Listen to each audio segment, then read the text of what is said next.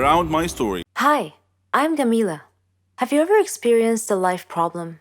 I know everyone has their own problems, but imagine you had to hide something all your life. Do you know what it feels like? If not, let me tell you. My name is Gamila. It means beautiful in Arabic, and I really am beautiful, or so I've been told. But I have a problem. I always wear a glove on my left hand anywhere I go because I'm too embarrassed to show it to anyone. This has become my life problem. You see, I've had 7 fingers on my left hand since birth. My family couldn't afford a surgery to remove these extra 2 fingers.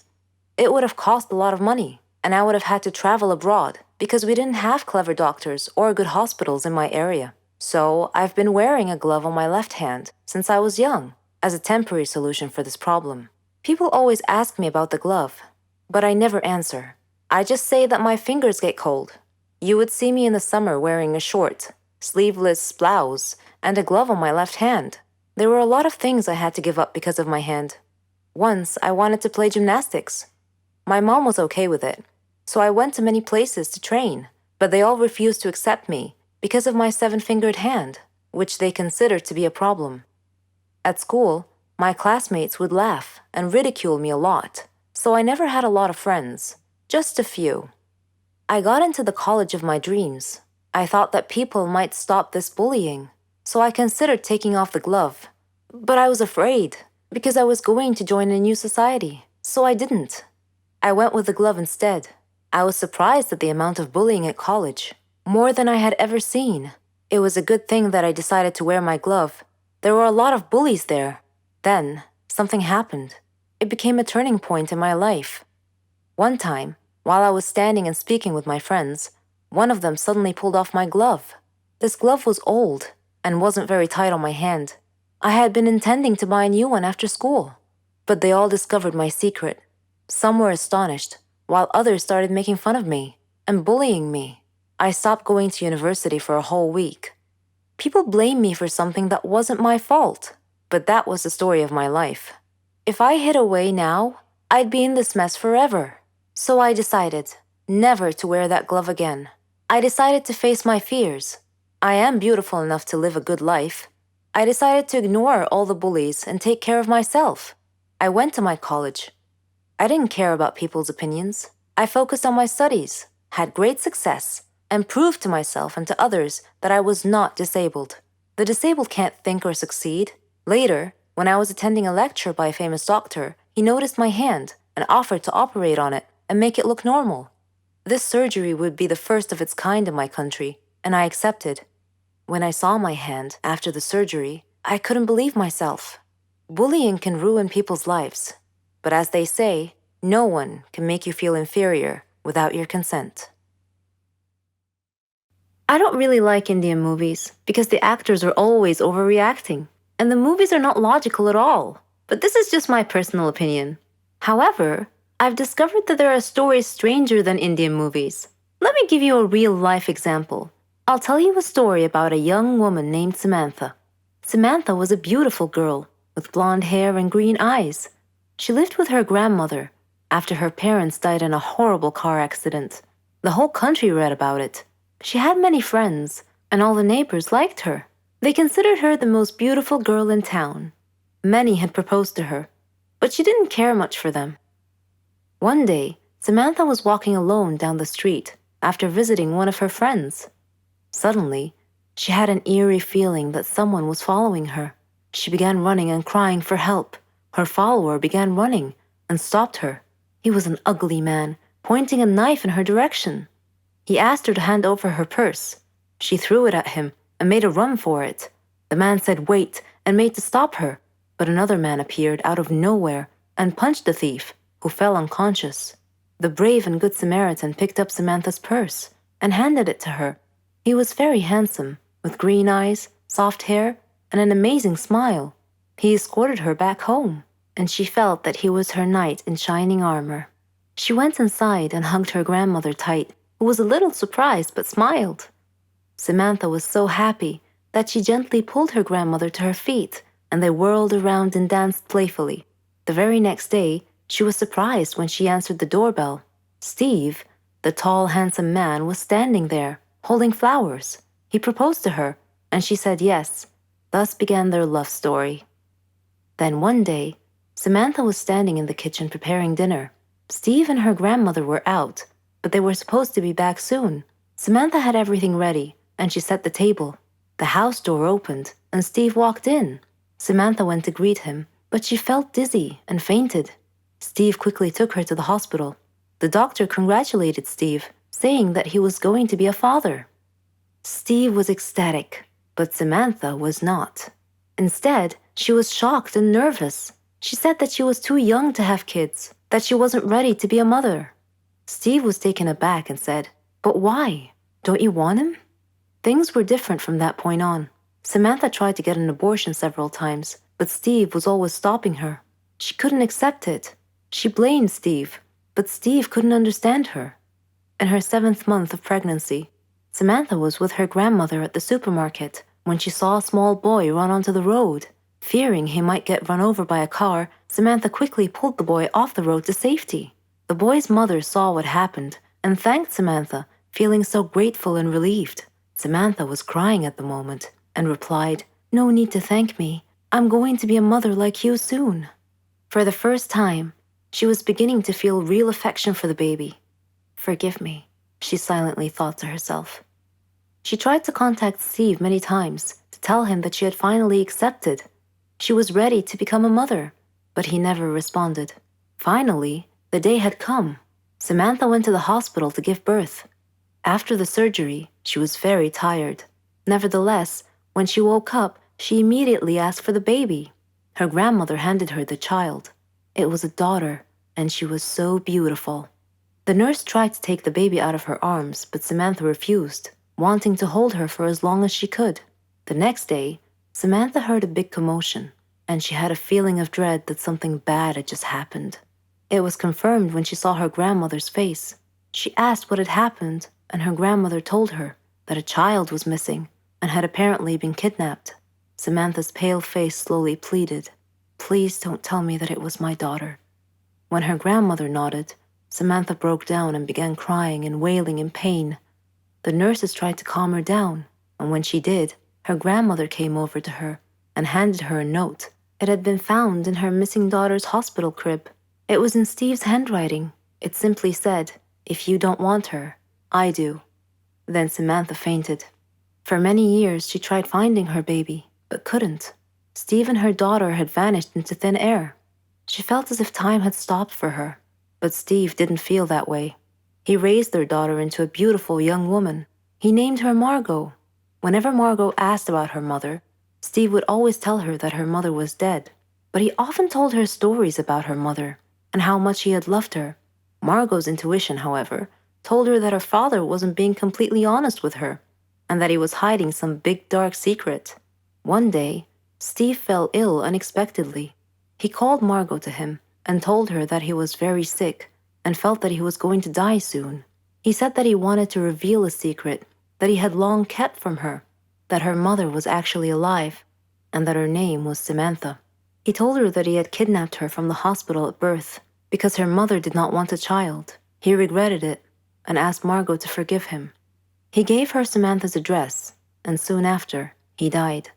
After his death, Margot decided to go looking for her mother. I am Margot, and I am now standing at my mother's address.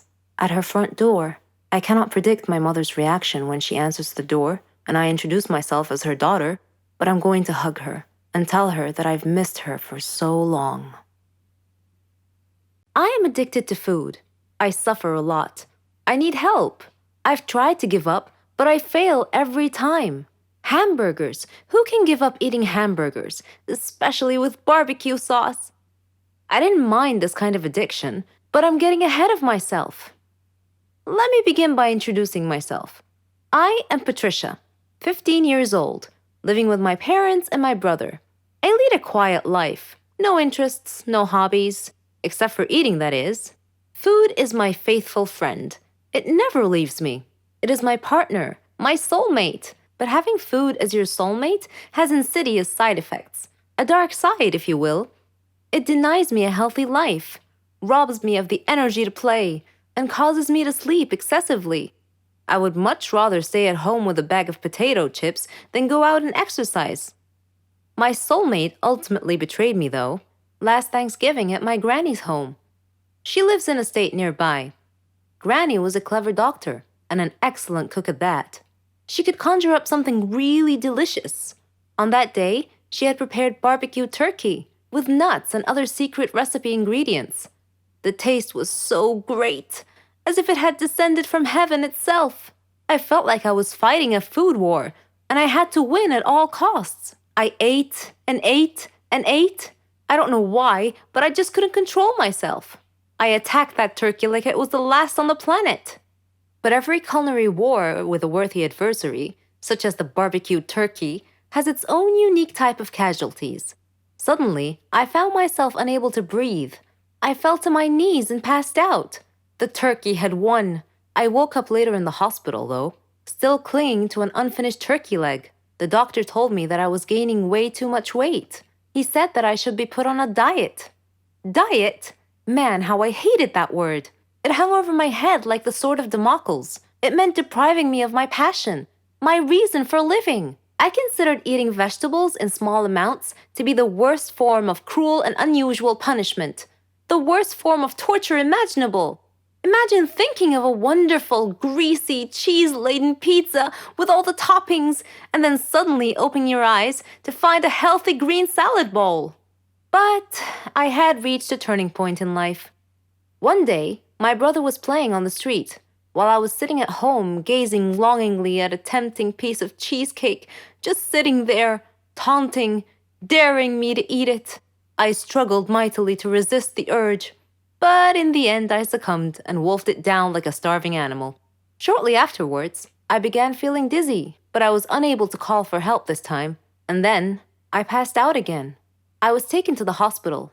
While lying in the hospital bed, half conscious, I overheard the doctor say to someone, "She needs to stop eating or it will be the death of her." I thought to myself, whoa, death? So I made up my mind right then, right there. I resolved to fight a new war, a war against my appetite. On our way back home, I told my father that I wanted to see a nutritionist. He was delighted to hear that. Later, at the clinic, the doctor welcomed us in. She told me how to overcome my eating fetish. She gave me a strict diet regimen with a schedule full of healthy meals. I kept telling myself that winning this war was possible. I simply had to be patient and persevere. I stuck to the strict diet and did some physical workouts. My parents supported me wholeheartedly. I was enthusiastic. I can totally do this. A week passed quickly, and I eagerly visited the doctor to receive some good news.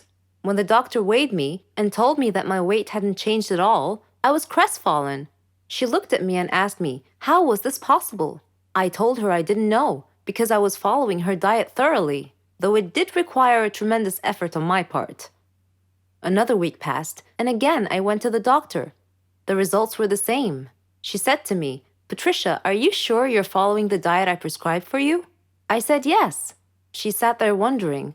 Then she told me with a puzzled look on her face, "It's odd, but your weight is increasing, not decreasing." This unexpected piece of news mystified me. Another week passed. No change. The doctor was nonplussed. I returned home with a dejected look on my face. My father asked me what was wrong. When I told him, he laughed. Do you believe that? My father actually laughed at my predicament. I was furious. He gestured an apology with his hand and then told me that it was my own fault. I was puzzled. What are you talking about? He told me that I had been sleepwalking to the refrigerator every night and eating everything in sight. I was taken aback. I couldn't believe it. "Stop acting like you didn't know it," he said. "You must have been awake." I replied, "No, Father, I'm not acting. I was truly unaware that I've been sleepwalking and eating in my sleep." But now that we've finally solved the mystery of the increasing weight, we returned to the doctor with this new information and told her the situation. She laughed and told me that my discipline had denied my body the food it craved, but my brain had refused to cooperate and had overridden my will by urging me to eat in a subconscious state. She told me not to worry, though, that she could treat that. Armed with this knowledge and her support, and the support of my family, I felt that I could finally win this war. I usually host a slumber party once a month, so my girlfriends already know the drill. They bring their jammies, blankets, nail polish, hair products, lots of snacks, candies, and chocolates, but this time, Lucy brought wine. She had to sneak the wine in my house because my mom is kind of strict when it comes to drinking. My dad is almost never home. My mom sleeps really early, so we kinda had the house all to ourselves. We put on onesies, random dresses, and some costumes. My favorite is the Cinderella dress, and I still like wearing it even if I'm 17 now. We're all 17. I have three best friends, Lucy, Ashley, and Sheila. We have lots of fun and lots of secrets together. Sometimes I wish time would stop so we can always have each other. I know time will come that I will be separated from them. College will happen, and we'll have different lives in different circles. At least for now, we can be silly high school kids. We have an ideal high school life. We all have boyfriends, but mine is the most popular one. Well, I'm pretty popular at my school too. I also do well with academics. None of my friends are failing or anything. We're not the typical popular cheerleaders with no brains type. We do not have family drama. Our social life is great. We have the best high school life ever. While dancing and partying all night, Lucy came up with an idea. She said, "Let's play Truth or Dare." We got giddy because we know the night is going to get crazy. We sat down, forming a circle, then Lucy spun the bottle, and the bottle chose me. Truth or Dare? Truth. Not in the mood for a dare yet, I said. Pick a question. They prepared some questions on a piece of paper and put them inside a fishbowl. If you could choose to be someone else for tonight, who would you choose and why? Lucy asked.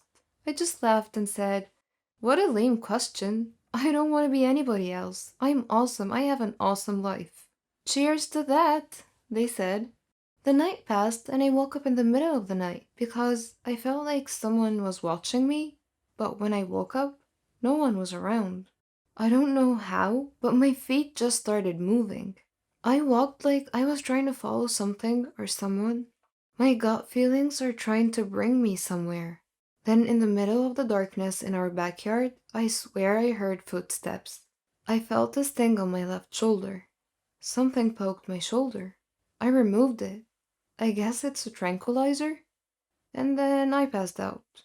From here on, listen carefully because I guarantee you're going to love this story. It's like a movie, and I cannot believe that this thick plot is actually my life. I tried putting together the stories that happened while I was gone, and someone else was being me. I know it sounds complicated, but before I proceed, do not forget to subscribe and hit the bell button for notifications. So here it goes. Someone tranquilized me, and I instantly fell asleep. By the way, my name is Nancy. You have met my friends, and I'm sure you'd like to know who drugged me and what the motive is. Meet Patricia. At first, I had no idea why she looked exactly like I do. I thought I was dreaming. Before passing out, I asked her who she was. She told me that her name is Nancy. She was obviously messing with me. Then she told me that her name is Patricia, and that she's my twin, and she would love to be Nancy instead. What? I did not believe her because I don't have a twin sister. My mom and dad would never keep any secrets from me. Or would they? She said that she was kept by our parents in a mental institution a couple of hours away from our town, ever since we were 3. I just realized that I have no recollection of any kind of memories when I was only 3 years old. At first, I thought, wow, is this really happening? I just think I watched too much TV. But this is reality. How did it happen? Let me tell you how it happened. Well, at first, she tranquilized me while I was asleep. I think she had other people with her who dragged me into a pickup, covered my mouth, tied me up, and blindfolded me. And then they brought me into a dark basement, I think. I'm not sure, because when I woke up, everything was just a blur. I only saw her face. I thought I was looking in the mirror. She told me everything that I needed to know. Well, her version of the story. I was shocked, but I would like to know my mom and dad's version of the story as well. Patricia told me that they got her locked up in a mental institution with special care. My mom did not like the idea, but eventually agreed when Patricia looked at her and said, "Daddy's next." I got the chills. But she never told me the reason why she ended up in the mental institution. She has been following me ever since we were 14 years old. One of the security staff has got a crush on her, so she's able to go in and out when no one is looking. She wants me dead because she would like to replace me and have my awesome life. She said she would take revenge on mom and dad for depriving her of having a life like I do. It got me worried, but she made me powerless. For the second time, she injected me again, so I passed out. Next thing I remember, I'm in a dark room with just a bed, a pillow, and a blanket. This must be her room. I'm locked inside the mental institution, just like in the movies. She managed to make my friends believe that she is me. She's clever. They went shopping, they partied, and they did not even realize that something was wrong. She must really be pulling it off. Even my parents and my boyfriend are not suspecting a thing. But our prom is almost here. Me and my friends are all excited for it. But I think I have to give up the dream of going since I'm locked up in here. I just miss my friends, I miss my parents, I miss my boyfriend, and I miss my life. It hurts me that I've been missing for a while, and they didn't even notice or feel that it's Patricia and not me. She's just a stranger to them. After 1 week, I made friends with the security staff. They kept on asking why I was so kind and polite to all of them. I tried to tell them the truth, but they just made me drink some medicine because they thought I was hallucinating. Then a surprise happened. My parents visited me. I mean, they visited Patricia? I don't know. When I saw them, I gave them a hug. I miss you. I'm so glad you're okay. Are you guys hurt or anything? My mom answered, Honey, why would we be hurt? I know my mom would believe me. My dad's judgment is not always the best. Mom, this is me, Nancy. She switched us. She tied me up and she hurt me. And then my dad interrupted. Enough, Patricia. Dad, I am Nancy. I said enough. You've pulled this trick before, and why on earth do you think this is going to work again? I pleaded so hard, but my dad threatened that they would leave if I still insist. So I just cried. I love my dad, but he's never around, so no wonder we don't have a great relationship. I wonder if he even knows when my birthday is. I mean, our birthday. But then again, I don't want to judge him. I know he's just trying to be tough. But I looked at my mom. I can see in her eyes that she truly feels sorry for me, whether she thinks I'm Nancy or Patricia. Honey, I know things haven't been great, but a promise is a promise. A promise? Yes, we will not break our promise, which is when your doctor says you're ready to go, we will bring you back home. I cried and I had a meltdown. I just couldn't help it. Mom, I am Nancy. Please believe me, please. My dad ordered the staff to drag me out of their sight, but when they tried to grab me by my arms, I resisted, so my shirt got torn apart, bearing my shoulders. My parents saw this, and they were shocked. My mom pointed on my left shoulder. Well, I had this weird birthmark on my left shoulder. Maybe they recognized it. My mom looked at my dad and said, She is Nancy. My dad told the staff to leave us alone to talk. He gave me a hug and said, I'm sorry. How did this happen? Why are you here? When did you meet your twin sister? My mom said. I told them how Patricia executed her plan, but I asked them how they knew it was me. They looked at each other. My dad gave my mom a slight nod as if saying it's time to let me know. When you were 3, I left you and Patricia upstairs to play. When I got back, I saw you on the floor with a pencil stabbed on your left shoulder. We saw Patricia holding a hammer, and your head was also bleeding, which resulted in loss of your memories. We thought you were dead. My mom did not finish the story. She started crying while leaning on my dad's chest. My dad continued, The doctors said that if we wasted just a couple of seconds more, you might not be with us. And he let out a sigh. I have an uncle with the same situation as Patricia. The genes must have passed on to her. I'm sure that there's something wrong with her. So even at a young age, we made a special program for her to be admitted here. We had high hopes that she will become normal. I absent-mindedly responded, "You recognized me because of the scar on my shoulder? I thought it was just a weird birthmark. What are you gonna do with Patricia now?" Mom and Dad went home and proceeded to my room right away. Patricia didn't know that my parents are aware of what happened. They gave her a hug. My parents apologized to her. "We are sorry. We love you, and this is the only way we know you would be better." She instantly knew that my parents knew, and she ran away. My mother called the police but instructed them to never hurt Patricia. Patricia is a very smart girl. She went to a party with Lucy, Sheila, and my boyfriend.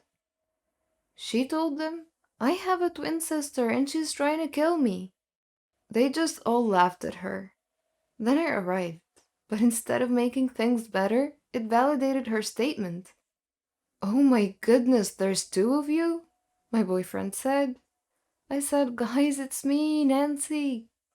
"Do not believe her, I'm Nancy, she's my evil twin," Patricia said. "Come on, this is me, we all grew up together," I said. Then I looked at my boyfriend. "Babe, you seriously didn't know it wasn't me?" "Babe, don't listen to her," Patricia said. "Can someone prove who the real Nancy is, please?" Sheila said. I had no choice but to reveal the secrets we have just to prove that I am the real Nancy. My friends got convinced in no time. They all ran to my side and were afraid of Patricia. Instead of helping, my boyfriend Marco, he ran away. "Seriously, I think you should break up with him," Patricia told me.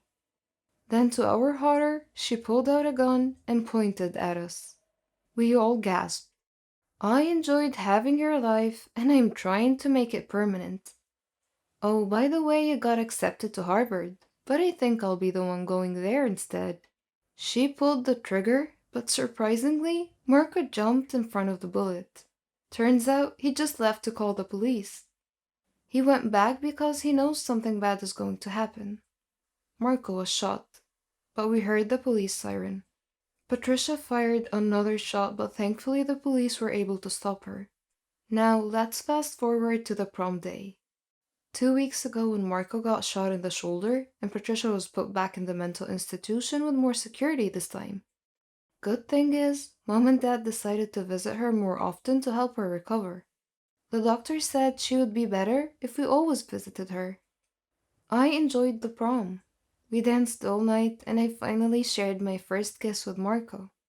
But the sad part is, we decided to break up. We are going to different colleges, and I know that our relationship should not weigh us down. We could have a lot of opportunities. We made a pact that if ever we finish college after 4 years and we're still single, then we'll be back together. Before taking off to college, I visited Patricia. I know she hates me, but I told her that I love her, and I forgive her. I also made a deal with her that every summer I will visit and make memories with her. I told her that I would like to get to know her, and here I am now. After 4 years, I graduated at Harvard University. I majored in psychology, and I'm doing research now with my colleagues about Patricia's case. As for Marco, well, he's already taken. While I was gone, he took care of Patricia, just like how I always requested during our phone calls. He got to know her and he fell for her, because despite her crazy mind, a good heart is lying within. Weird, I know, but that is how life goes. Besides, Patricia deserves a second chance, just like everyone else. Traffic is crazy. I'm checking my makeup for the millionth time using my pocket mirror because I would like my interview to go as perfect as could be. I want to impress the interviewer because Posh Magazine has always been my dream job. I applied as an intern, and I know hundreds of ladies my age would kill for the chance that I have right now. Oh, the green lights are finally on. Great. I will make it just in time. But then, a motorcycle just cut my lane. I was able to hit the brake, but I bumped my head in the steering wheel, and that's gonna leave a mark. I opened the car window so I could yell at the motorcycle guy. But just like the perfect special effects in movies, the wind blew so hard. The papers, including my resume, flew out of my car. Without second thoughts, I jumped out of the car to get the papers that were flying away. Then I absent-mindedly crossed lanes. I was almost hit by not just one but countless cars. Then my phone rang. Great! It's the interviewer trying to know where I am and if I am coming for my scheduled interview. As I took out my mobile phone from my bag to answer the call, a random guy ran over my direction and quickly snatched my phone. Instinctively, I ran towards his direction. Hey, give that back to me! I didn't care about the cost of my phone. I just care about my contacts. I'm still thinking about my interview. This is my only priority at the moment. Then just like a hero, the motorcycle guy chased the snatcher and he was able to catch him. The police were able to take care of the snatcher, then the motorcycle guy took the pleasure of giving me back my phone. Hi, Miss Beautiful. Here's your precious phone. I want to say thank you, but I'm pissed at him, so I just stormed out like a kid throwing tantrums. I just heard him yell, "You're welcome!" I went back to my car and rushed to the building where the Posh magazine office was located. My perfect outfit is now ruined. My white dress and my shoes got dirt due to my encounter earlier. My hair in a bun got loosened up. My mascara got smudged. I'm pretty sure my lipstick is messed up as well.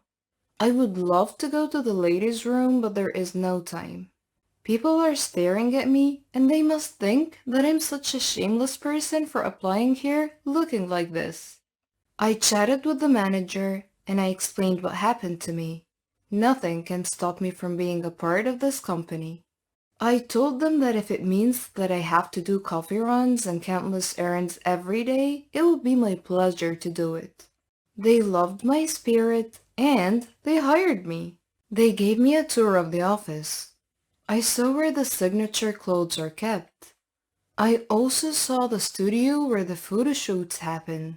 Oh my god, this is like a dream. The manager asked me to take down notes because I will be the one to give the tour to visitors next time. I was hoping to meet the president of the company because I heard she's like Miranda from The Devil Wears Prada. I'm challenging myself to woo her just like what Anne Hathaway did. But I reminded myself that my life is not a movie. A perfect example would be just like what happened to me earlier. I came so prepared, but I still almost lost my chance for this job because of one unfortunate event. I parked my car in the basement of the building and I needed to rush somewhere because I have a date. I needed to change my clothes and to freshen up because I don't look exactly my best right now. Then my phone rang. It was Mark. It's our first date, and maybe he's just trying to check how I am and if the interview went well. But then I got sad when he said that he needed to cancel our date because he has some kind of work emergency. I had no choice but to put on a smile and pretend it was alright. No, it's fine, don't worry about me. Next time, maybe. I just went out of the building and went to the nearby coffee shop. I treated myself because I deserve a me time with a nice cup of coffee. It is the last day where I could have the luxury of time. Just a couple of minutes after settling in, my phone rang.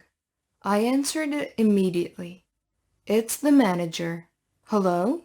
She asked if I'm still nearby because they would need me to start today. They're asking me to get the measurements of a certain male model that will do a photo shoot the day after tomorrow. I asked the barista to make my cup to go because it would be such a shame to waste a much needed cup of coffee. I rushed to the office and I was there in no time. I started immediately and acted like a pro. I did not let the manager notice that I have zero idea of what I'm doing. I don't know how to measure a body, but I checked a few videos online. Good thing I'm a quick learner. There are lots of guys in the room, and it's like raining muscles in here. This must be heaven for most girls. Well, I do enjoy the view, but I constantly reminded myself that I'm here to work and I will not do anything to ruin this opportunity, so I needed to focus. I was able to get the measurements of the male models. It was not that hard, and I really got to enjoy brushing my skin to their biceps. Okay, Kulina, focus. The manager entered the room and asked if I was done. I gave her the list of measurements and I saw in her eyes that she was impressed. But when I asked her for my next task, she said, "Dear, you're not done yet." I'm confused. Mr. Pierre is arriving soon. He's the most popular ramp model in the industry. And my heart just pounded. I got so excited. I will have the honor of being the one to get the measurements of the male supermodel of the company, and I think that is such a big deal. Oh, there he is. When I saw him, my jaw dropped. He was the motorcycle guy. He greeted the manager and vice versa, and then he greeted me. Hey, it's you. The manager asked if we knew each other. Before I could answer, he saved me the trouble. He told her what happened earlier, and she complimented him for what he has done. "You're such a hero." The manager left us alone, so I already took his measurements, which lasted for less than 10 minutes. I couldn't help but notice that he's got this wicked grin on his face the whole time. I just smirked at him. "Is that really how you'd like to thank me? By frowning at me?" I forced a smile, and I know I looked silly. "Hey, if you cannot say thank you, just be nice," he said. I walked away from him because, to be honest, I don't know how to deal with him. I am pissed at him because I almost didn't make it. But what are the chances that my first assignment will involve him? Odd, I know. If you would not stop walking away, I will tell the manager that you're rude to me. No more second thoughts. I stopped walking. I felt like he was walking near my direction. He talked to me. "Are you really not gonna thank me?" "Is that what you want? Then thanks," I said sarcastically. "Come on, you need to make it up to me, or else I'll tell your manager." I cut him off before he could say anything else. "Enough, what do you want?" He just laughed at me, then said, "I want you to have a cup of coffee with me." No thanks. I raised my cup and said, "See, I'm having one right now." He conceded and asked me for dinner instead. I know he's the type of guy who will not stop unless he gets what he wants, which is time to spend with me. I went home, took a bath, dressed up, put on light makeup. I don't want to be overdressed. He might think that I'm making too much effort for him. He picked me up at exactly 7 p.m., and we had dinner at a nice steakhouse. Well, he seemed different than our first encounter. He's actually a gentleman. A lot of people are staring at us because maybe my date looks so good. I feel so ordinary beside him. "You look wonderful," he said. I just smiled because I felt like he was sincere about it. After the main course, he ordered some wine and we talked all night about our lives. His name is Elia Pierre. I've learned that he's been a model since he was 18. He is 22 now. I'm 21. Not bad. I suddenly forgot about my frustrations with Mark. Good thing he's not my boyfriend yet. I realized that I have so many options, especially now that I'm working at Posh Magazine. How lucky am I that I got to date a model on my first day of work? I know this guy likes me. I can feel it. But I need to be careful because I don't want to get my heart broken. What if he's just bored and he's just collecting a jar of hearts?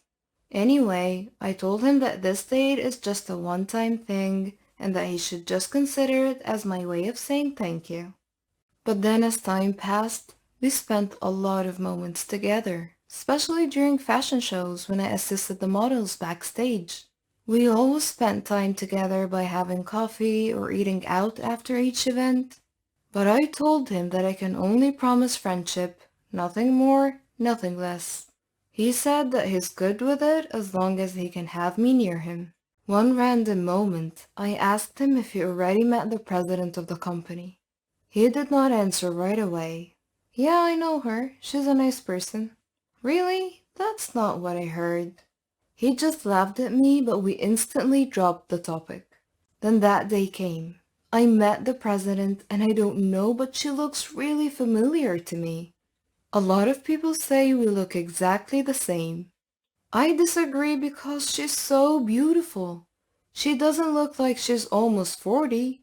I wonder if she has kids because her waist is so tiny. She looks just like my age. While I was doing some paperwork, the manager called me and asked me to join them for the meeting regarding the Fashion Week in Paris. Okay, maybe they need someone to do the minutes. In the meeting, everybody is talking about their passports. I was asked, "Do you have a passport? We're going to Paris." Paris? What now? Wow, is this serious? I'm going to Paris with them? But is Elia one of the models who will come along?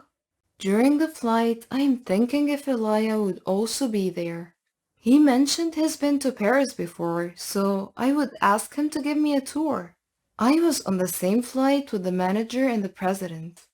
The president surprisingly asked me to be her personal assistant for the event, which made others raise their eyebrows. This beautiful lady made me schedule a spa day and she asked me to join her. While we were having tea, she asked me about my family. I told her that my parents died in a plane crash. I also told her that I never had a good relationship with my mother because all my life I felt like she didn't like me. She never even said that she loves me. Yup, not even once. "I'm so sorry, dear," she said. What she told me next was a complete surprise. "I'm going to tell you a secret because I know I could trust you." I waited for her next words. "I have a daughter. I had her when I was 18. I think she might be your age by now. That is why I have a good feeling about you. If she's alive and well, I hope she grew up to be as pretty and smart as you are." I got water in my eyes. I never heard those words from my mom.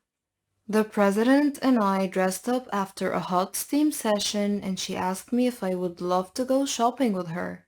Who would say no to that? She bought me a lot of shoes and bags. She asked me to change my clothes into signature ones. We rented a car and strolled around the city. It was so much fun. How I wish I had a moment like this with my own mother. I cannot wait to talk to Elijah about this. He might not believe the moment I'm having right now with a lady. We finally reached the hotel and we went straight to our rooms. "See you later," she said.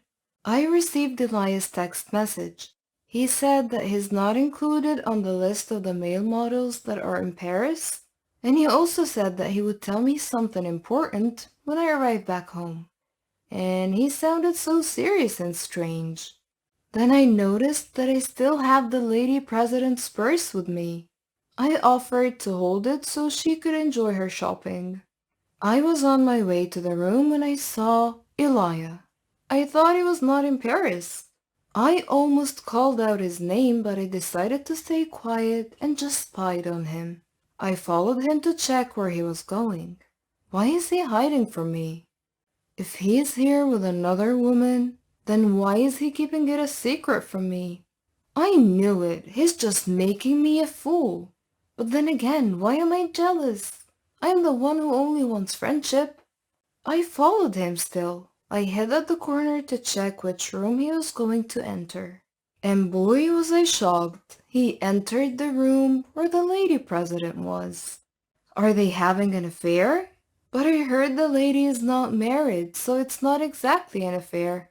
Also, Elia is technically single. I'm the one who said we're just friends. So why am I acting like a girlfriend that's been cheated on? I'm torn if I have to return the purse right now. But I heard her phone ringing from her purse, so I had no choice but to knock on her door and return the purse. She opened the door, and I heard someone taking a shower. It is confirmed. I am heartbroken. I don't know what came to me.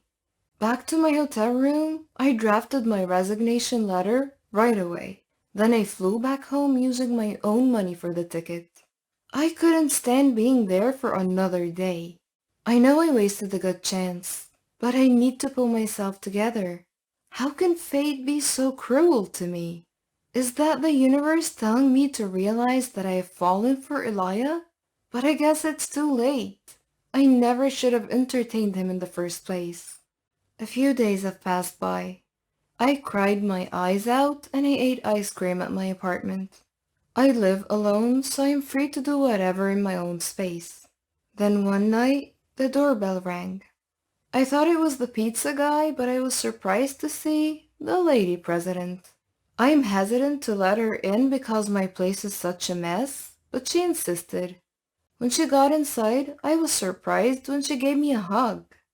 Then she said, "I knew it. It was you. I'm so glad I found you." Then she saw the picture of my dad placed beside a vase in the receiving area. "He's your father, right?" Yeah. "He's the love of my life," she replied. How could this be? I don't understand what's going on anymore. But she explained everything. She said that ever since she got money, she started looking for me, but luck was never on her side. She got an idea of hiring a private investigator so things would be faster. The first private investigator she hired just scammed her, so she decided to do everything on her own. She almost gave up about finding me, but then Elia came to the rescue. Elia is just working undercover as a model. He is a private investigator. He's got a strong theory that I'm the missing child of the lady president, but he doesn't have the document to prove it yet. Then she got my records from the company. He had a strong proof when he confirmed the identity of my father. He couldn't wait back home to tell the lady president, so he flew to Paris to let her know. Also, the lady president told me the story of why I grew up away from her. She explained that my father was set to marry someone else, but then they fell in love. She was just working as a secretary, so his parents were not in favor of her. She got pregnant and she hid me until I was born. One day, a group of henchmen took me away from her, and that was an order from my father's parents. She got so devastated. She went abroad to pursue her dreams in fashion and swore to get me back once she's successful. And then finally, fate was on her side. Her boss fell in love with her and financed her to have her own company. The rest is history. She hugged me again and said, "Please allow me to be a mother to you. I hope it's not too late." I hugged her back. Then she said that I should talk to Elia because he's waiting for me downstairs.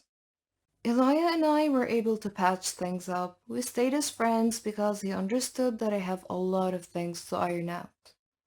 I loved spending time with my new mother because we had a lot of catching up to do. She wanted to give me a good position in the company, but I told her that I'm happy being an intern because, just like her, I want to experience learning everything from the ground up. I'm sure you'd love to hear more about what happened between me and Elia. And my story is not over yet. That was only the beginning. Before this summer, I had zero experience with dating apps. Tinder wasn't even released until 2 years after my long-term relationship ended. During 7 years of my relationship, I had played around on my friends' apps, but never swiped left or right. Finding myself suddenly single at the beginning of the summer and in desperate need of distraction, I dove headfirst into the pool of online dating. I started with Tinder because my town is too small for anything else, and my cold dead heart wanted casual dates and nothing serious. And that's the whole purpose of Tinder. Tinder met most of my expectations. I went on a handful of dates, met some cool guys, and some not so cool guys. I even hung out with a few truly interesting people, like a radio DJ who runs a wedding business on the side. What I did not expect from Tinder, however, was how most of these interactions started to make me feel good about myself. I mean, really good about myself. Like every woman in the world, I've never been happy with my body. At a size 10, I'm labeled plus size, and I've worn glasses on and off throughout my whole life. When I'm out with my girlfriends, I'm never the girl who's hit on, flirted with, or even picked up. Ever since I hit puberty and became aware of attractive versus unattractive, I've thought of myself as filling the role of the fat friend who just sits back and smiles. Obviously, I've had boyfriends, but they've always been my friends first. So when they said you're gorgeous, what I heard was, I found you gorgeous only after getting to know you. I didn't immediately think you were pretty. I know that having someone attracted to your personality is way more important than thinking you're cute. But I wouldn't hate having just one guy who doesn't know me at all tell me that I'm attractive. Friends, family, and boyfriends, I don't believe. But a total stranger, that person I might actually listen to. This brings us back to Tinder. One of my first nights using the app, a friend and I sat on my back deck and decided who to swipe left and right on. With each it's a match, we laughed and looked into the guy's profile a bit more. After the third match, I said, these guys are just judging me on my appearance, right? And my friend nodded.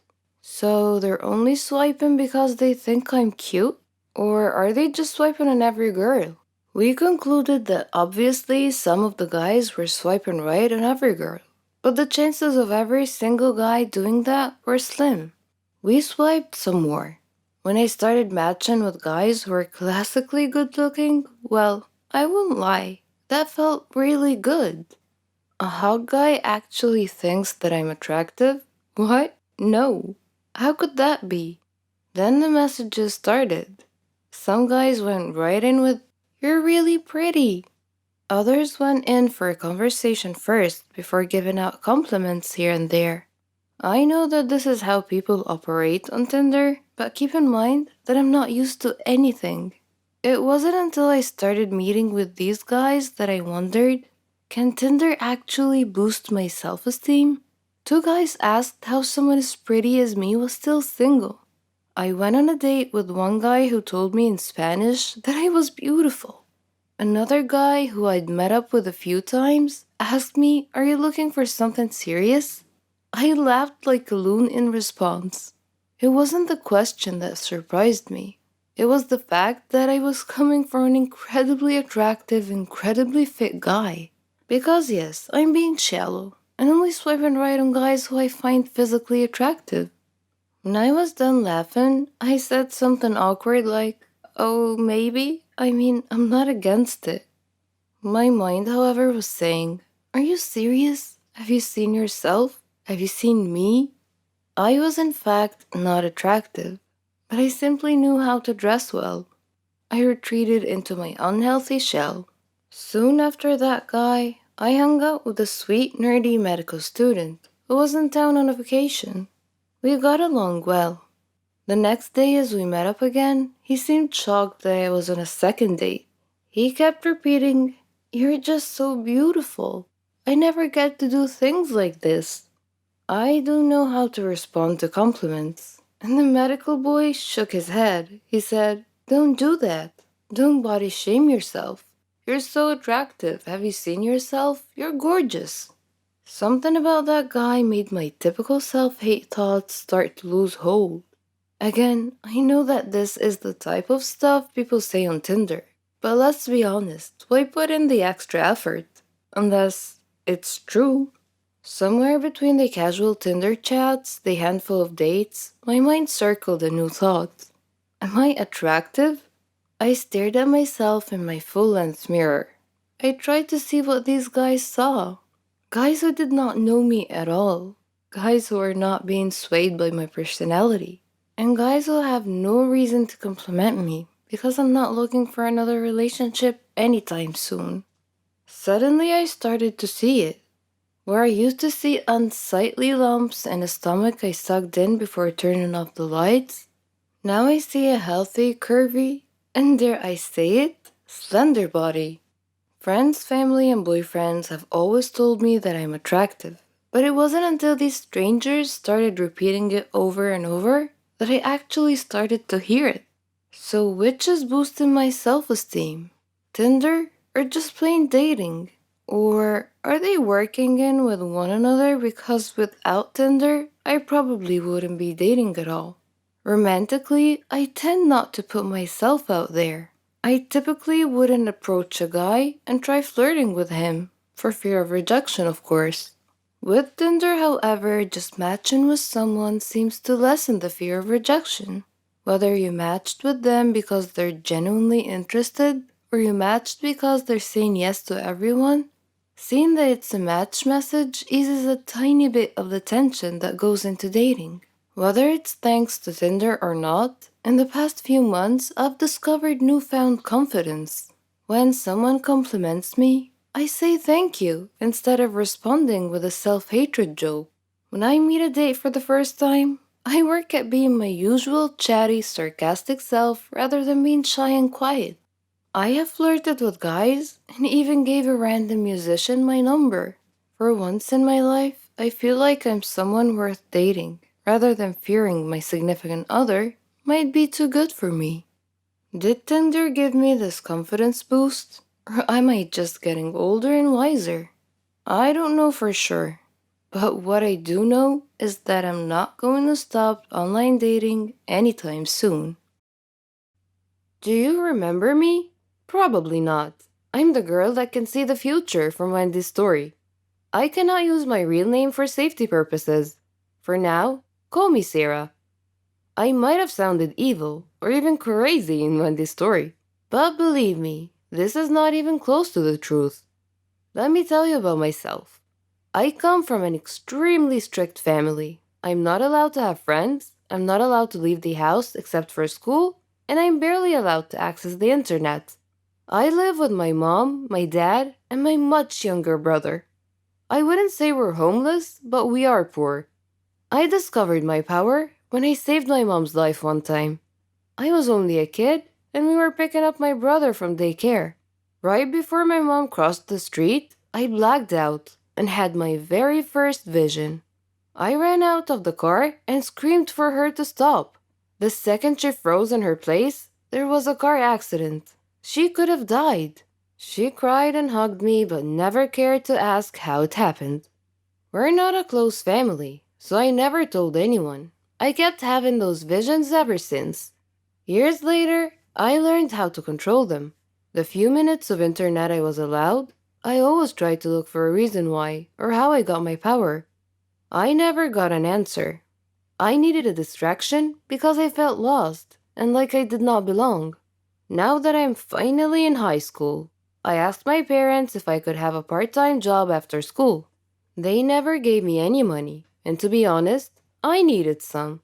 I knew they were going to say no, but to my surprise, they agreed on one condition that I give them half of my paycheck.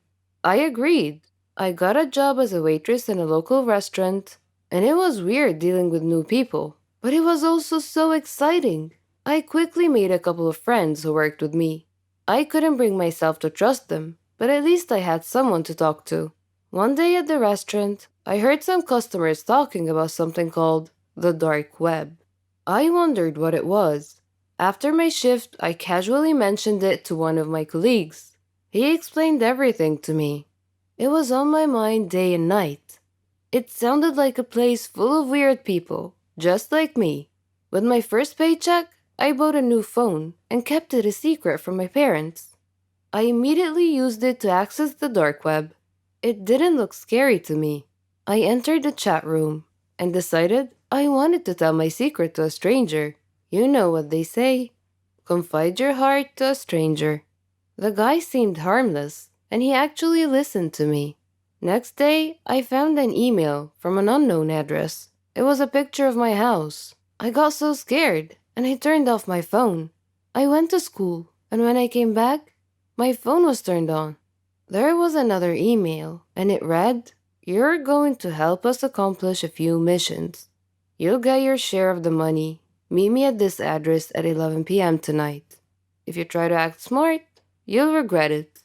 I had no idea what to do, but I knew I had to go. I snuck out that night and met the person from the email. He wore a mask and he threw some pictures at me. They were pictures of my family members. The first thing he said was, "Do you want them dead?" I shook my head. He said, "A quick test. What's going to happen in a few seconds?" I opened my eyes wide and said, "A black car will come pick us up." He nodded his head in approval. He blindfolded me and put me in the car. After a few minutes, he said, "You're coming with me. The guys here will do the work, and you will guide us." I nodded my head, even though I didn't know what he was talking about. Much later, they drove me back to the same address, gave me some cash, and threw me out the car. I removed the blindfold, and it was already morning. I had to run back home before my parents wake up, and that was the first of many, many missions to come. For a minute there, I enjoyed the thrill and the cash. Sometimes it was too much, and sometimes I had to skip school. And of course, I quit my job. I worked for them for what seemed like a year, until what I feared the most happened. The gang I worked for asked me to help them track a person so they can kill him. It was not a matter of choice. It's either I help them or they kill me and my whole family. I tried to ignore the email. However, an hour later, a server appeared on my phone.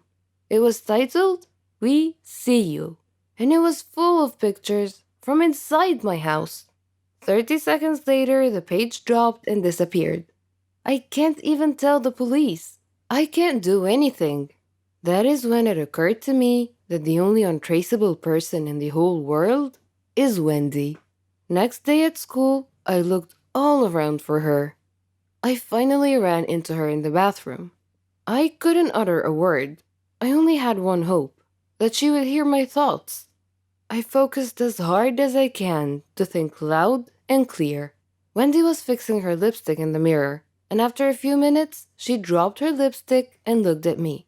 I begged her inside my head to keep her mouth shut. She blinked twice and left. The mission is happening in 24 hours. What if Wendy can't help? I didn't get a second of sleep that night. I know you think I'm a bad person, and I won't argue much, but killing someone was crossing the line. I wanted to get out of this long ago, and I couldn't. Now I have to help them kill an innocent person? Time just flew by. I got an email, and I had to drag myself to meet them. Their big boss looked at me and said, "This time you'll get cash and a fake degree. So stop acting like a baby and get to work." I nodded. I thought about giving them wrong information, but I knew I'll get caught. A sniper was waiting for a signal from me to shoot. I was only a few feet away from the victim. I was shaking nonstop. Right before I gave the signal, I heard a police siren. I looked at the sniper and he was about to shoot. I jumped and knocked the innocent man down, but I got shot in the arm. In the blink of an eye, the gang disappeared into thin air.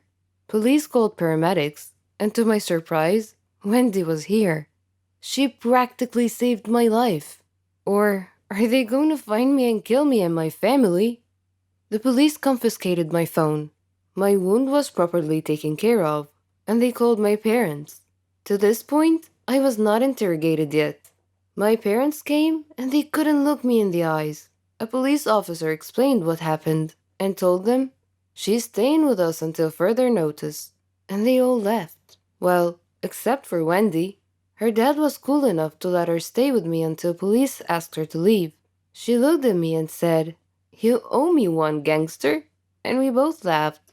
A police officer came and informed us that Wendy will have to stay here as well, for her own safety. She looked at me and whispered, "We'll have a gang of our own when all of this is over."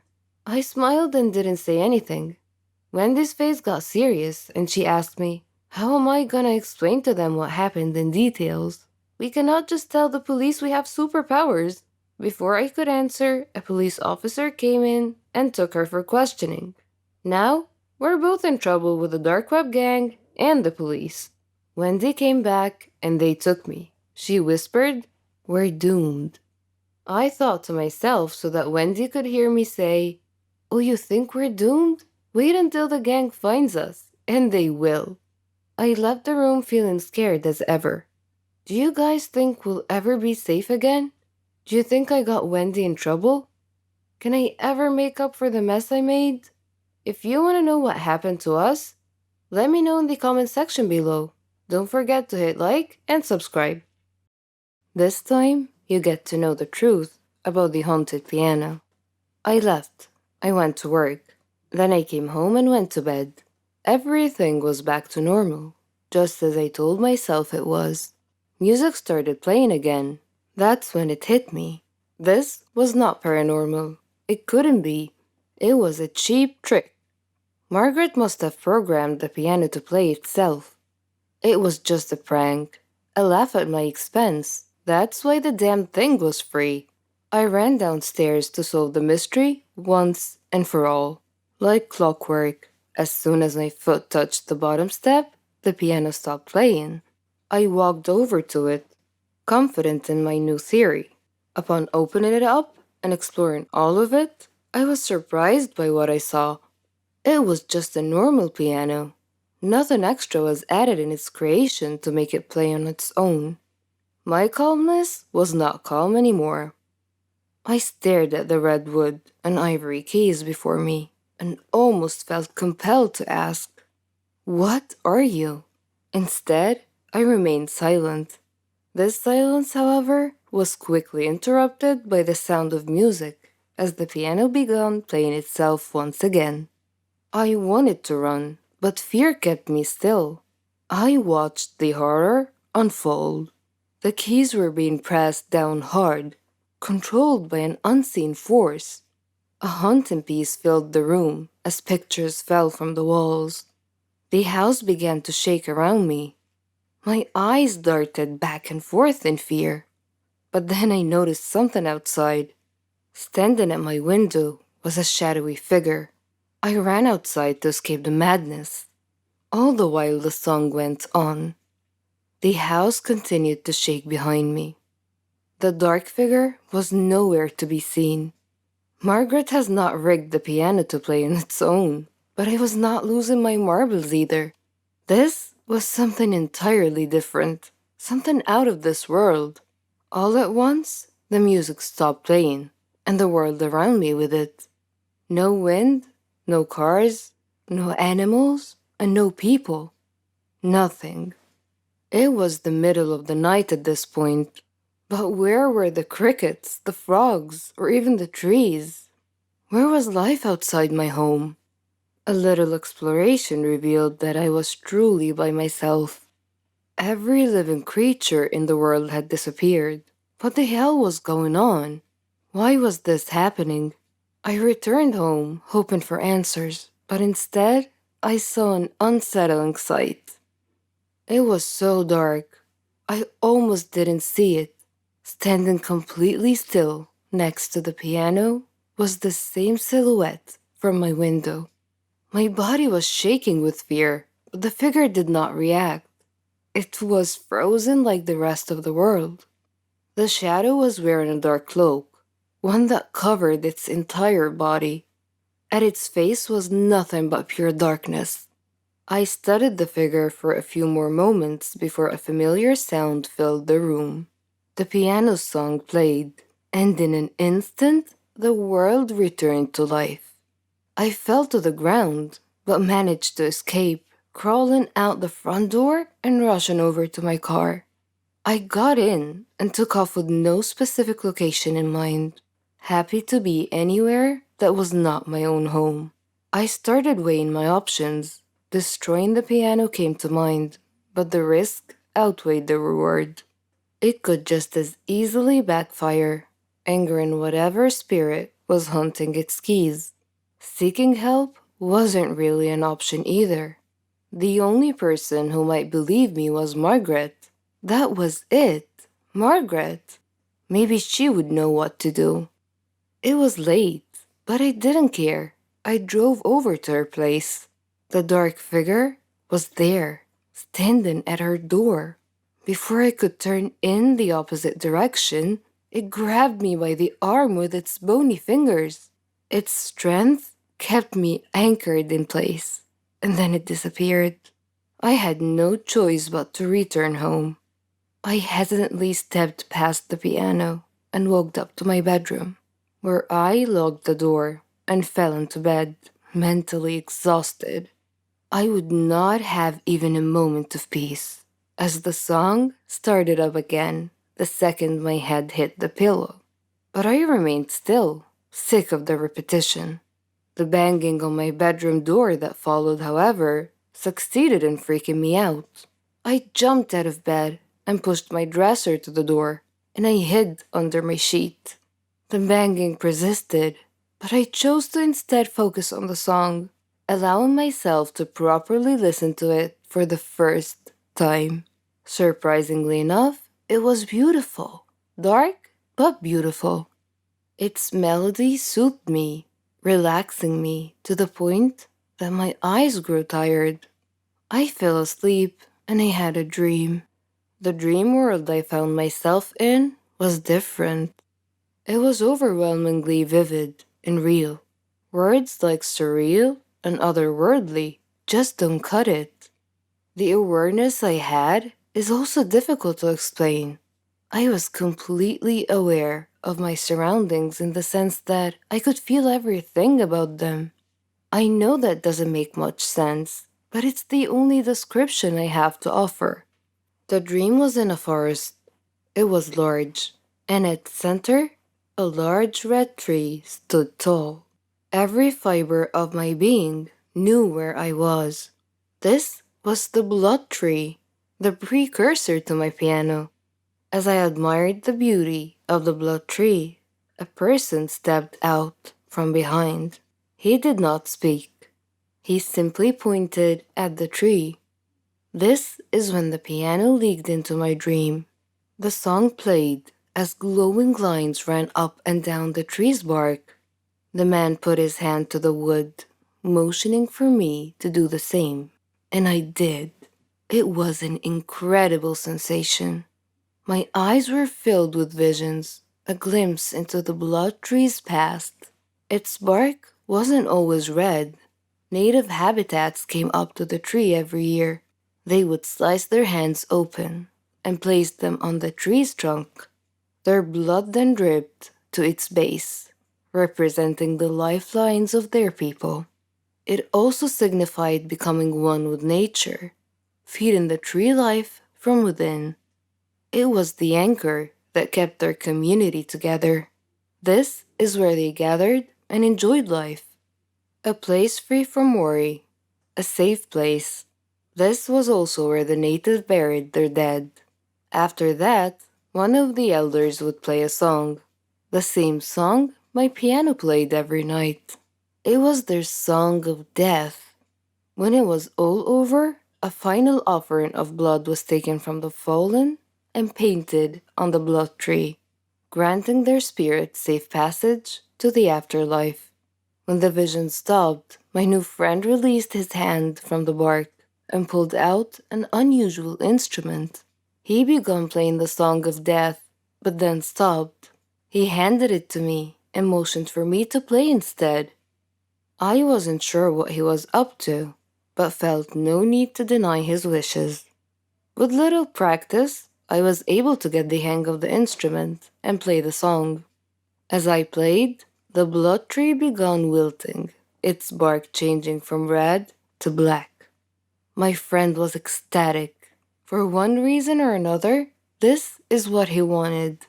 It wasn't until I woke up later in bed that the pieces of the puzzle clicked into place. Margaret's grandfather had taken away the natives' headstone.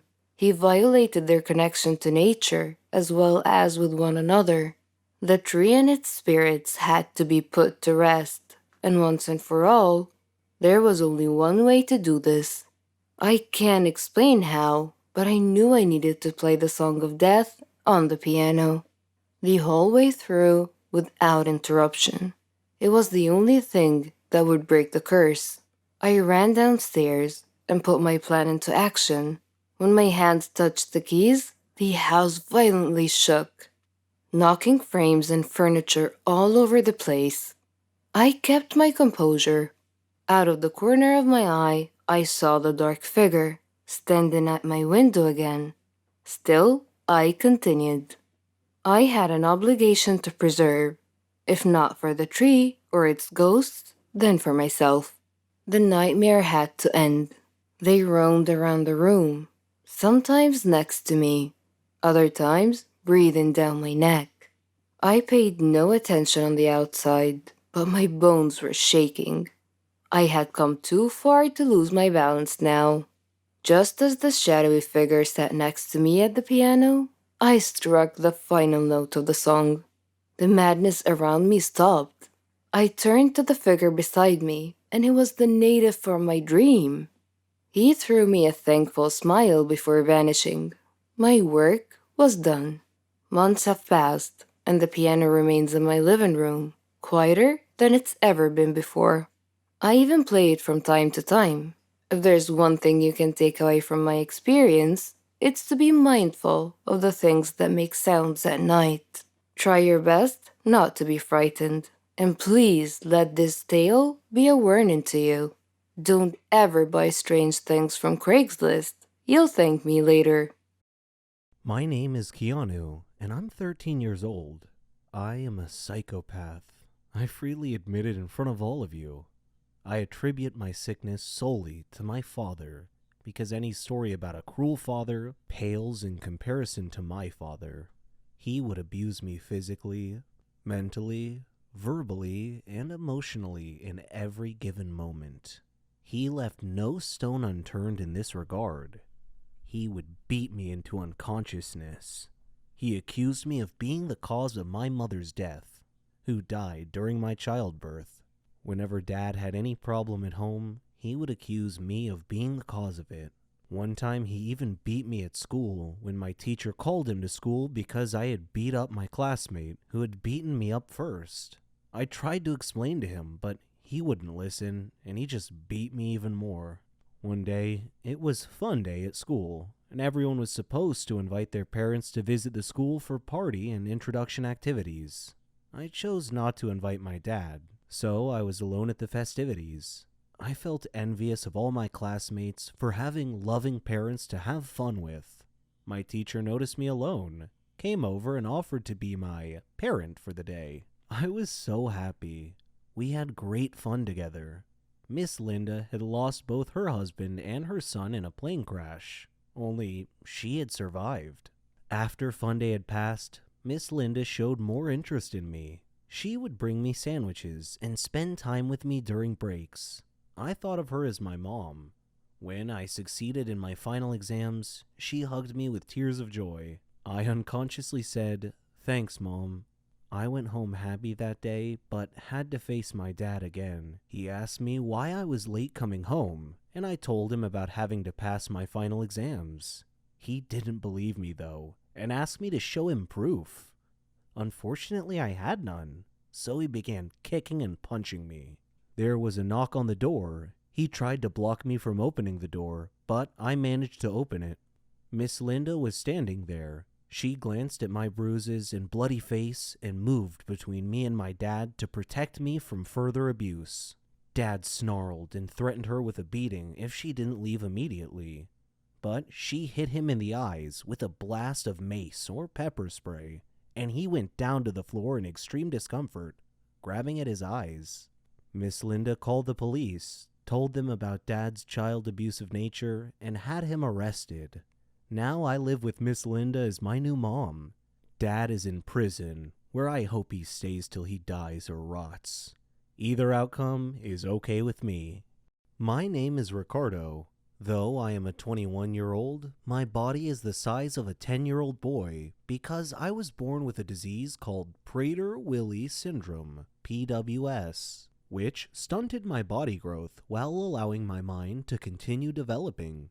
Most people would consider PWS to be a curse, but it was a gift for Dad and me because we took advantage of this situation. My story starts when Dad's company accused him of embezzlement and fired him. The scandal and shame of this incident kept him from getting any other type of work, so we left our country to start a new life elsewhere. Dad was still unable to get a job because his old company always gave him bad references when called by prospective new employers. Dad was worried about our future, so he improvised and came up with a scheme to turn me into the goose that laid the golden egg. You see, children always bullied me due to my small body size. Luckily, my mature mind helped me avoid fights most of the time. One day, Dad asked me if I wanted to become famous, and I said, sure. He told me that we needed a way to gain people's sympathy, and he explained his plan. We went to the garage and found some old torn clothes that he asked me to wear. Then he poured dirty water on me. Then he made a recording of me crying and explaining that I had been beaten by some bullies in our neighborhood. After we finished making our sympathy-garnering video, he applauded my performance and posted it to the internet to see what reaction we would get. The next day, our video went viral, and I became an instant celebrity. All the news agencies gave the video broad coverage, and I began receiving sympathetic phone calls and donations from around the world. Several international schools offered me free scholarships at their schools, and I managed to amass a good size of money from all the donations, and for a moment, I thought our days of poverty were finally over. Unfortunately, the authorities investigated my background and found that I was 21 years old and not really a kid at all. Then all my fortunes reversed themselves, and the police came after me for fraud. I am speaking to you now from a hotel room as I hide from the police. I have enough money to head to another country, preferably one that has no extradition treaty with my country. I have enough money to live comfortably without needing to work for the rest of my life. So, on balance, I don't have any regrets about what I've done. Hey everyone, my name is Gwen. My story is different from anything you've ever heard before in your life. We all have grandparents, and we all love them very much. When they die, they leave an empty space in our hearts. It's never easy. My grandpa died a year ago. Before he died, he left me an old weird-looking chest, which I never thought to open before, until today. I opened the chest, but all I found in it were 2 pieces of paper. One of them had only 2 words, Grandpa's house, and the other had a map drawn on it. I thought for a while, then I decided to go to my grandpa's old house and check things out. So, I went to the house. As I took out the key to open the door opened wide. There was no one else there. I was scared, but I was curious to find out more about the map. So I went in. As soon as I got inside, the door slammed shut behind me. I was shocked and scared, but I wasn't gonna back out now. The house looked so creepy and eerie, like it was abandoned for 100 years, and it felt so cold, like standing on ice. I opened the map in my hands and looked around. It showed the inside of the house. I followed the path till I reached the door. When I stood in front of it, it opened slowly on its own. Terrified, I took 2 steps back, but I glimpsed a shadow inside, so I moved forward. I stepped in, but with nothing under my feet, I fell, rolling over down the stairs. It wasn't a room, it was the basement. I tried to get up, but there was something on my legs. Of course, it was too dark to see what it was. Every time I take it off, it falls back again. I looked for my phone, but it wasn't in my pocket. Oddly enough, when I looked again, it was there. I took it out, and I turned on the flashlight, and there was my surprise. On my legs was the bony arm of a skeleton. I kicked it away and stood up quick. I lit around the room with my phone, but it was full of skeletons all over. Of course, no need to tell you I was scared the heck out of my wits.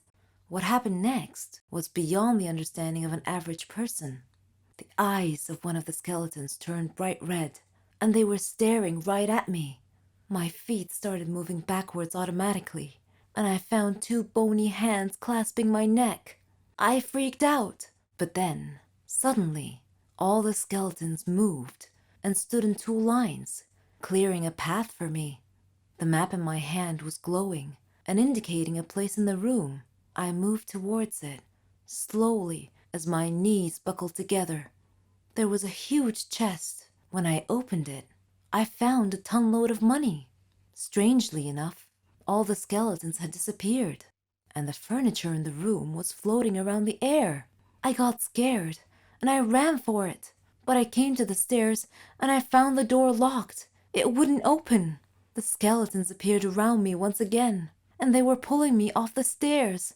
I soared through the air and landed on the chest. Then I was out cold. When I came to, I found myself inside the chest, like it was a coffin of some sort, and I was lying inside, feeling numb all over. I could see the sky, but it was cloudy. I felt like I was being buried. Then I heard a voice. It said, "Welcome to your grandpa's treasure." This is what happens to people like me, dumb people like me who follow a stupid map to look for their grandpa's worthless treasure. They'll tell you their stories from their graves. Hey, my name is Rachel. In high school, the homecoming dance was coming up. I happened to confide that I had a crush on a popular guy to another girl in my class. Unbeknownst to me, they were very, very good friends, and this girl offered to put in a good word for me. The next day, she told me my crush would totally say yes if I asked him. So, in between periods, I found my crush in the hallway, asked him to the homecoming dance, and he said yes. Well, homecoming is on Saturday. Today is Thursday. My crush, his friend, and we went to lunch together, and I offered to pay in the hopes that this will make them like me even more. And yes, I was that bad. They tell me they want 2 bags of chips, burgers, fries, and 2 small cartons of chocolate milk. No problem. I go to the cafeteria and get those items like a boss. For some reason, I decided to jog over to them, even though that really only shaves off 10 minutes from my trip, but I still did it. I had 2 bags of chips in my mouth, one in my hand with a burger and fries, the other hand with 2 cartons of chocolate milk. They are sitting in the common area. The common area is carpeted, parallel to the cafeteria, which had a tile floor. These rooms are separated by a relatively small metal line on the floor, and as I meet that line, my left foot catches on the metal. No problem, I have another foot. I will just swing that foot forward real quick and save this. But no, the other foot also catches. As I fall straight forward, I try to catch myself with my hands. Well, one hand had the chocolate milk in it, which just burst out, sending chocolate milk in every single direction. My other hand didn't help me either. It slipped on the burger in the bag and the fries go all over the place. The last thing to break my fall was actually my own face. The face with 2 bags of potato chips in my mouth. You know those jokes about chips bags being full of air? Well, they're actually true. As my face collided with the ground, both the bags of chips exploded at the same exact time and it sounded like a gunshot. Somehow one of my shoes just flew off. I tried to melt into the ground and fade out of existence for a moment, and this happened at the meeting point of the common room and the cafeteria. So everyone in both rooms either saw or heard this fiasco and looked over. About 100 students. It's deadly silent for a couple of seconds and then comes the laughter. And dear God, the laughter. It was like a jet engine. Every person there was laughing the hardest they have ever laughed in their whole lives. I even saw the janitor doubled over laughing, bracing himself with a mop handle. A teacher was trying to walk over to help me, but she stopped every couple of feet to use her whole body to laugh at me. All of this happens not 10 feet away from the table in which my crush and his friends were sitting. Everyone is having a great laugh, but my crush has the greatest laugh of all. He has fallen to the ground, with one hand bracing himself on his knees. The other hand is clutched at his ribs as he laughs so hard that no sound comes out. He was wheezing like a dolphin. There is no recovery from this. I walked to the bathroom to clean myself up. The teacher could only manage to hand me my shoe along the way and continue laughing. In the bathroom, the laughter did not die at all for what seemed like a lifetime. When the bell rang, I was still in the bathroom and people were still laughing. While I spent the whole day wallowing in easily the most embarrassing moment of my life, I thought, well, maybe I'm just a funny girl and he will like it. The next morning, I see my crush